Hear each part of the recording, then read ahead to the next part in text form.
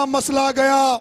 आदमी को फौलाद के सांचे में ढलना चाहिए, और अगर कोई हक, अगर अधिकार कोई अगर आपका छीने तो आंख से आंसू नहीं, सैलाब बरसना चाहिए, सैलाब बरसना चाहिए।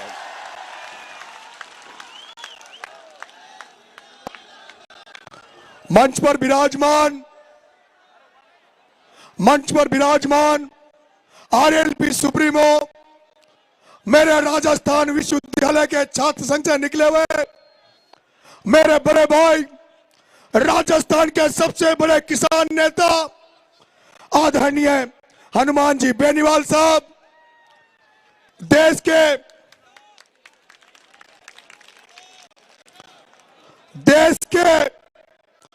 आम जन की, किसान की, गरीब की, शोषित की सबसे बुलंद आवाज आदरणीय राज्यसभा सांसद, आम आदमी पार्टी के राष्ट्रीय नेता परम आदरणीय संजय सिंह जी,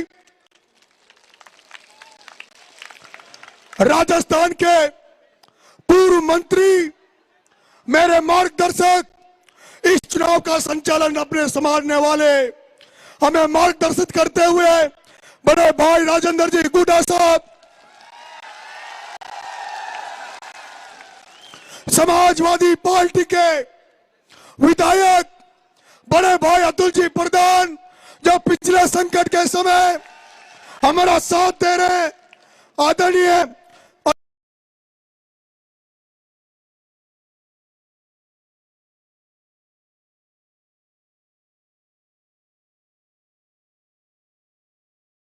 जगत शंकराचार्य हैं, उनमें से एक जगत गुरु शंकराचार्य की तरफ से पधारे हुए हमारे शंकराचार्य जी के शिष्य, मेरी मध्य प्रदेश से विधायक रही मेरी बड़ी बहन ममता जी मीणा, और सरदार संत, मेरे सभी क्रांतिकारी साथी, मंच पर विराजमान सभी अतिथि, और मेरे सामने बैठा मेरा अन्नदाता, मेरी मातृशक्ति, पंच पटेलों, युवाओं, बच्चों, आपके चरणों में नरेश मीणा का दंडवत प्रणाम।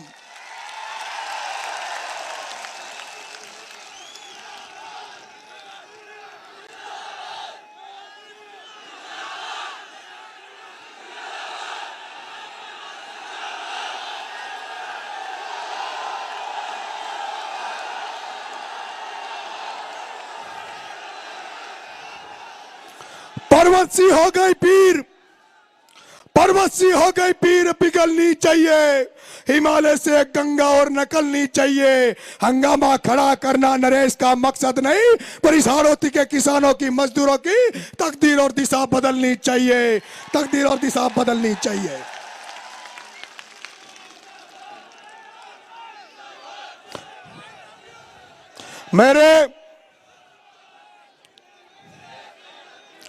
अब मेरे को जो चाहते हैं वो बीच में नारा नहीं लगाएगा, जो मुझे चाहते हैं वो बीच में नारा नहीं लगाएगा। अंता मांगरोल की मेरी देवतुल्य जनता, आपका बेटा नरेश मीणा कोई नेता बनकर नहीं, आपका बेटा बनकर आपसे आशीर्वाद मांगने निकला है, आपका समर्थन मांगने निकला है, आपका वोट मांगने निकला है। आप देख रहे होंगे पिछले 2 साल से किस तरह के संघर्ष से हम गुजर रहे हैं, किस तरह की कठिनाइयों से हम गुजर रहे हैं। आपने देखा होगा नरेश मीणा जब देवली उनियारा चुनाव लड़ा, जब एक एसडीएम द्वारा जब गांव के लोगों को जबरदस्ती वोट डलवाए जा रहे थे, और उसके बाद जब वो कांड हुआ, थप्पड़ कांड हुआ, तो नरेश मीणा को जहां 3-4 दिन में जमानत हो जाती, साधारण मुकदमा लगता, लेकिन 8 महीने तक टॉक की जेल में डाला। उस ओम बिरला ने टॉक की जेल में डाला। उसके बाद आपने वो भी देखा होगा जब झालावाड़ में 7 बच्चे उस स्कूल में भ्रष्टाचार की भेंट चढ़ गए थे, जब वो बच्चे मर गए थे, तब आपका ये बेटा नरेश मीणा, जिसने इस राजस्थान को नशा मुक्त बनाने के लिए, इस राजस्थान को भ्रष्टाचार मुक्त करने के लिए, इस राजस्थान के किसानों के हितों के लिए जब जन क्रांति यात्रा नरेश मीणा निकाल रहा था, और जब नरेश मीणा की भव्य यात्रा निकल रही थी, लेकिन जब नरेश मीणा को पता लगा कि 7 बच्चे भ्रष्टाचार की भेंट चढ़ गए, उनकी बलि चढ़ गई, तब नरेश मीणा ने यात्रा छोड़ के उन बच्चों को न्याय दिलाने के लिए झालावाड़ चला गया। उस झालावाड़ में चला गया जहां से वसुंधरा राजे 2 बार की मुख्यमंत्री रही और 5 बार सांसद रही, और उसका बेटा दुष्यंत सिंह 5 बार सांसद रहा। वह वसुंधरा राजे जो 1989 में धाकड़ का बेटा चतुर्भुज नागर का टिकट काटकर कुंडली बनाकर झालावाड़ में बैठ गई। अरे नरेश मीणा तो यात्रा छोड़ के उन बच्चों को न्याय दिलाने गया, लेकिन वो वसुंधरा राजे जिसके घर में वो घटना घटी, 7 बच्चे मर गए, उस वसुंधरा राजे ने उन बच्चों को न्याय नहीं दिया। उस वसुंधरा राजे ने नरेश मीणा को 40 दिन की जेल यात्रा करवा दी, 40 दिन की जेल यात्रा करवा दी। आपने वो भी देखा होगा जब ये नरेश मीणा 40 दिन की जेल यात्रा से निकला, और जब मैंने बाहर आके पूछा कि उन बच्चों को कुछ मिला कि नहीं मिला, उनके परिवार वालों को कुछ मिला कि नहीं मिला, तो मुझे बताया गया कि जहां हनुमान बेनीवाल आंदोलन करते हैं, हनुमान बेनीवाल जहां लोगों को 50-50 लाख का मुआवजा दिलाते हैं, जहां राजेंद्र जी गुडा एक कुमार का गधा मर जाता है, उस गधे को 60,000 का मुआवजा दिला देते हैं, जहां एक गधे को, कुमार के गधे को मरने पर राजेंद्र गुडा 60,000 का मुआवजा दिला देते हैं, वही राजस्थान की 2 बार की मुख्यमंत्री रही, 10 बार से सांसद रही वसुंधरा राजे ने उन गरीबों को मुआवजे के नाम पर क्या दिया? 5 बकरियां। अरे वसुंधरा, तेरी तरह अगर हनुमान बेनीवाल 2 बार मुख्यमंत्री बन जाता, राजेंद्र गुडा मुख्यमंत्री बन जाता, तो जैसे चील गाड़ी में लोग मरे थे, उनको 1-1 करोड़ रुपए मिले थे, तो उन गरीब बच्चों को तो ये 5-5 करोड़ रुपए दिला देते। लेकिन ये दुर्भाग्य है कि हम लोग ऐसे लोगों को चुनते हैं जिनको हमसे कोई लेना देना नहीं है। और झांसी की रानी को मरवाने वाला परिवार, हाड़ौती के लोगों, जिसका वसुंधरा का 1 वोट, उसके बेटे का 1 वोट, 2 वोट वाली लाखों की संख्या में धाकड़, लाखों की संख्या में गुर्जर, लाखों की संख्या में मीणा, लाखों की संख्या में माली, लाखों की संख्या में ब्राह्मण, लाखों की संख्या में यहाँ का राजपूत, और वो 2 वोट वाली राज कर रही है। और मादरी बेचारे जमाओं का झंडा उठा रहे, जाओ की गुलामी कर रहे हैं। और वो प्रमोद भाया,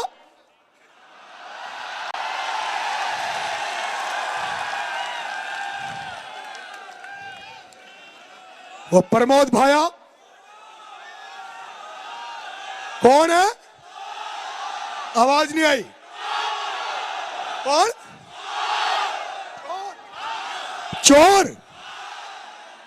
चोर है। हाथ खड़े करो, कौन कौन मानते हैं चोर है?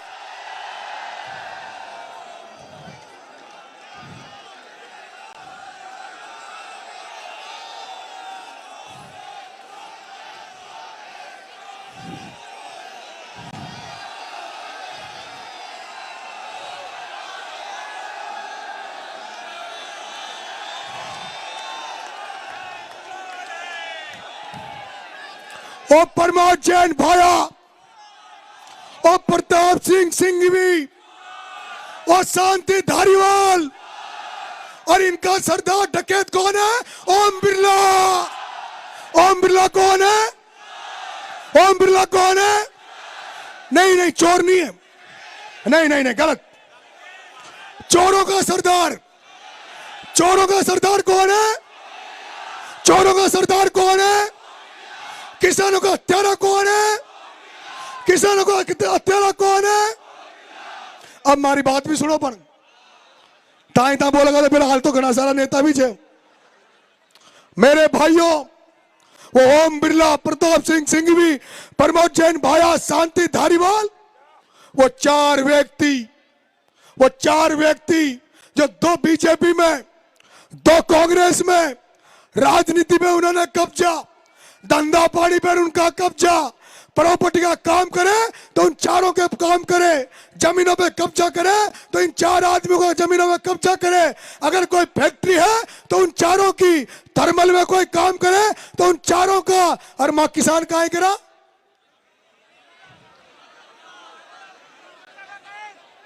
मेरे किसान भाइयों, मैं कहना चाहता हूं, राजस्थान की वसुंधरा राजे जो आज गली गली में वोट मांग रही है, देश के तीसरे नंबर पर बैठा लोकसभा स्पीकर ओम बिरला, ये तुम्हारी धरती है, हाड़ौती की धरती है, जहां से वसुंधरा को 2 बार मुख्यमंत्री बनाया, जहां से लोकसभा स्पीकर ओम बिरला बैठा है।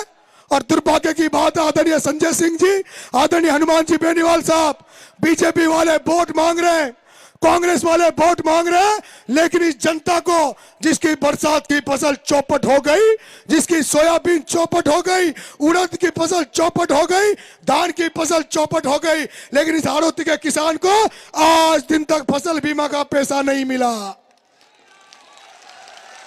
आज दिन तक ये फसल बीमा के पैसे के लिए इंतजार कर रहे हैं। आदरणीय संजय सिंह जी, आदरणीय हनुमान जी बेनीवाल साहब, आप भी उस स्पीकर की संसद में बैठते हो, उससे सवाल पूछना। लोकसभा स्पीकर ओम बिरला, तो ये तो बता दे, ओम बिरला, लोकसभा स्पीकर ओम बिरला, तो ये तो बता दे कि जो हाड़ौती का किसान है वो खाद की लाइन में लग रहा है, अटैचमेंट के साथ खाद दिया जाता है, डीएपी का कट्टा 1400 को कट्टा 1800 2000 रुपए में मिल रहा है, 1800 2000 रुपए में मिल रहा है। और आदरणीय संजय सिंह जी, मैं केवल कांग्रेस बीजेपी के खिलाफ नहीं लड़ रहा, यहां तो दोनों ही पार्टी एक है, यहां तो बीजेपी कांग्रेस एक है। यहां पर प्रमोद भाया की घरवाली के वोट आते हैं 12, प्रमोद भाया की घरवाली के वोट आते हैं 12, और बीजेपी के कैंडिडेट प्रियंका शर्मा के वोट आते हैं 13।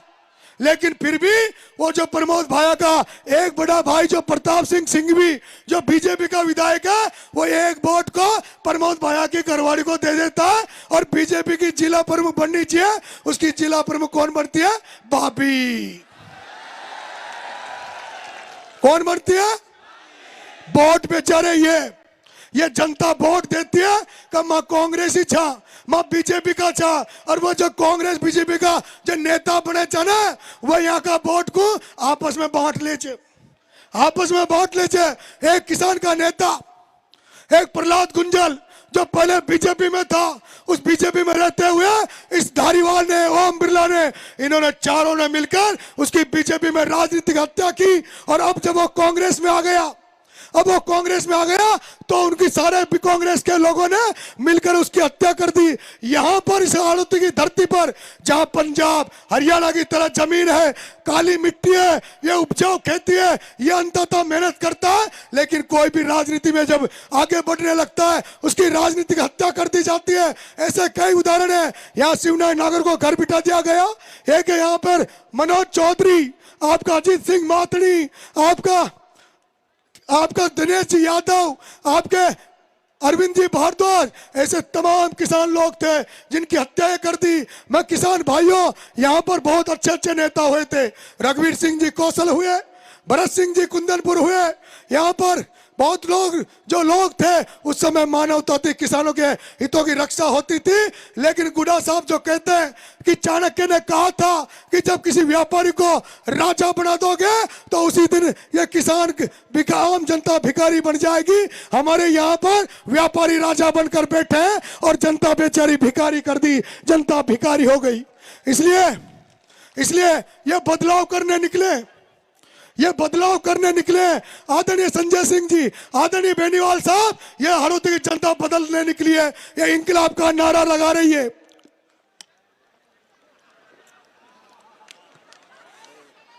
ये इंकलाब का नारा लगा रही है, उस इंकलाब का नारा जो भगत सिंह ने इस देश को आजाद कराने के लिए, उस 23 साल के बेटे भगत सिंह ने इस देश को आजाद कराने के लिए जैसे हंसते हंसते फांसी का फंदा अपने गले में चूम लिया था, इस तरह ये हाड़ौती के लोग अब इस हाड़ौती को आजाद कराने निकले हैं। हाड़ौती को आजाद कराकर छोड़ेंगे, ये तो जनता के चुनाव में तो केवल शुरुआत है मेरे भाइयों। अंता के चुनाव में तो शुरुआत है। जो बेनीवाल जी प्रयास कर रहे थे, गुड्डा साहब प्रयास कर रहे थे, आम आदमी पार्टी, आज देख लो, आपको देख लो इस मंच की सजा। ये बाबा खाटू श्याम की तो कृपा हो रही है, जो संत महात्मा बैठे, मुस्लिम समाज के लोग बैठे, सरदार पंजाबी लोग बैठे। और ये भी देखो मैं 25 साल से गुजर मीणा को तो मैंने एक कर ही दिया, लेकिन ये पहला मंच है जिसमें राजपूत और जाट एक साथ बैठे। ये राजस्थान का पहला मंच है जिसमें जाट और राजपूत एक बार बैठे। मैं एक दिन गुड्डा साहब से कह रहा था साहब इस कांग्रेस बीजेपी की दुकान बंद कर देंगे, लेकिन राजपूत और जाटों को एक होना पड़ेगा। तो गुड्डा साहब कह रहे थे कि ऐसा नहीं है, हम लोग कई बार एक हुए और जब एक हुए तभी हमने सत्ताएं बनाई है राजस्थान में। ऐसा नहीं है कि हम एक नहीं हो सकते। और आज भगवान ने सुनी, बाबा खाटू श्याम ने मेरी सुन ली कि सारे लोग इस मंच पर एक साथ बैठे हैं। मेरे भाइयों, मैं ज्यादा भाषण अब नहीं दूंगा, बहुत लोग अभी हमारे वक्ता बोलेंगे, लेकिन मेरी अंता की माता पिता तुल्य जनता, मैं आपसे एक निवेदन कर रहा हूं कि अगर आपका बेटा विधायक बन गया तो आपको कहना चाहता है, जिस दिन आचार संहिता खत्म हो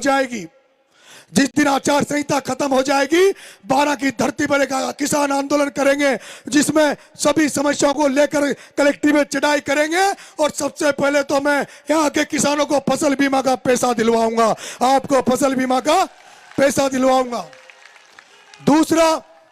दूसरा जगत गुरु शंकराचार्य ने मेरे से शपथ पत्र लिया था, मैंने शपथ पत्र दिया था कि अगर नरेश मीणा विधायक बन गया तो राजस्थान में गौ माता को कानून बनवाकर राज्य माता का दर्जा दिलाने का काम नरेश मीणा करेगा, जिससे जो हमारी गौ माता जो सड़क पे घूमती है, एक्सीडेंट हो जाता है, लोग मर जाते हैं, गौ माता मर जाती है, वो गौ माता बेसहारा जो हमारे किसानों का नुकसान करती है, ऐसा कुछ कानून बने जिससे गौ माता की रक्षा हो सके और किसानों की फसलें भी बच सके, इसके लिए काम करेगा नरेश मीणा। यहाँ दलित समाज बहुत बड़ी संख्या में है, सबसे बड़ी संख्या में यहाँ 52,000 संख्या दलित समाज की है। लेकिन दलित समाज का मैं देख रहा हूं जो सबसे ज्यादा प्रमोद भाया कांग्रेस को वोट देता है, लेकिन मैंने देखा है किसी भी दलित समाज के गांव में एक भी बाबा साहब भीमराव अंबेडकर की मूर्ति नजर नहीं आई। अगर नरेश मीणा एमएलए बन गया तो बेरवा समाज, मेघवाल समाज की जो बड़ी बड़ी बस्तियां हैं, वह बाबा साहब भीमराव अंबेडकर की मूर्ति लगाऊंगा और शानदार स्मारक बनाने का काम करूंगा।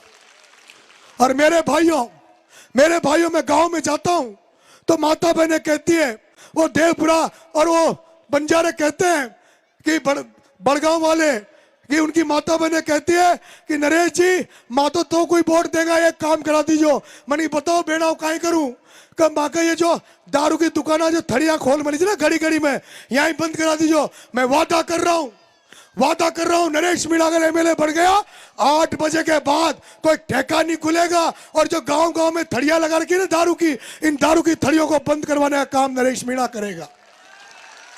मेरे भाइयों अगर नरेश मीणा एमएलए बढ़ गया, नरेश मीणा अगर एमएलए बन गया तो यह विधानसभा राजस्थान और देश की ऐसी विधानसभा होगी जिसमें भ्रष्टाचार नाम की कोई चीज नहीं होगी। किसी थानेदार, तहसीलदार, एसडीएम कार्यालय में अगर किसी ने भी, चाहे वो थानेदार हो चाहे वो एसडीएम हो, अगर किसी से रिश्वत के नाम पर 1 रुपया भी ले लिया तो नरेश मीणा उस अधिकारी का काला मुंह करके गधे पे बिठा के बंदोरी निकाल देगा।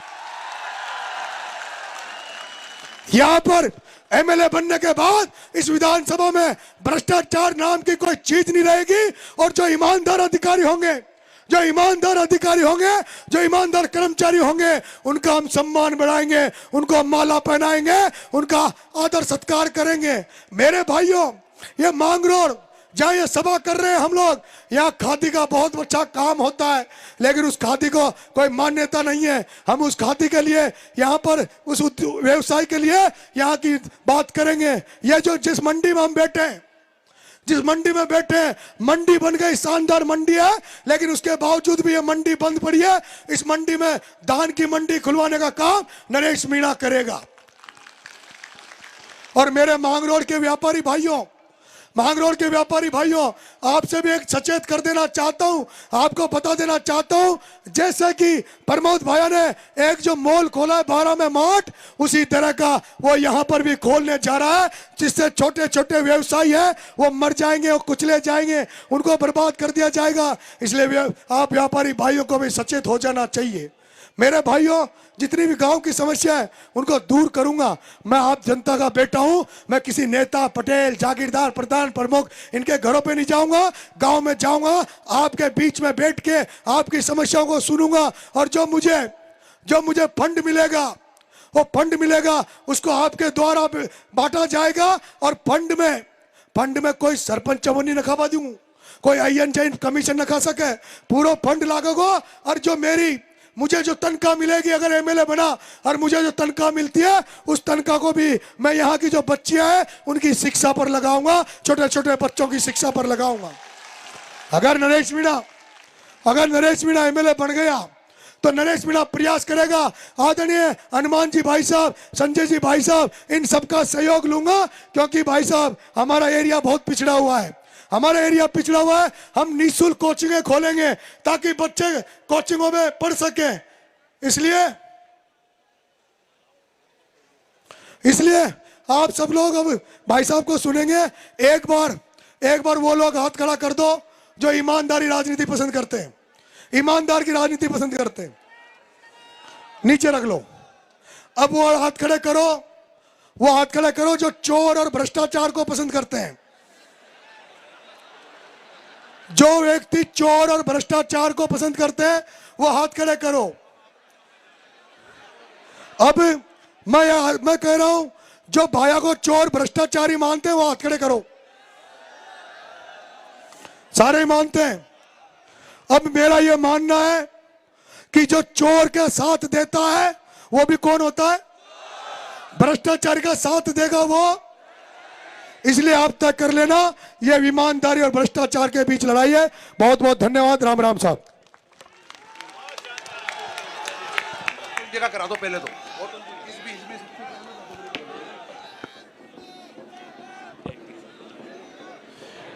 धन्यवाद नरेश भाई। उनके क्रांतिकारी उद्बोधन के पश्चात निश्चित रूप से आप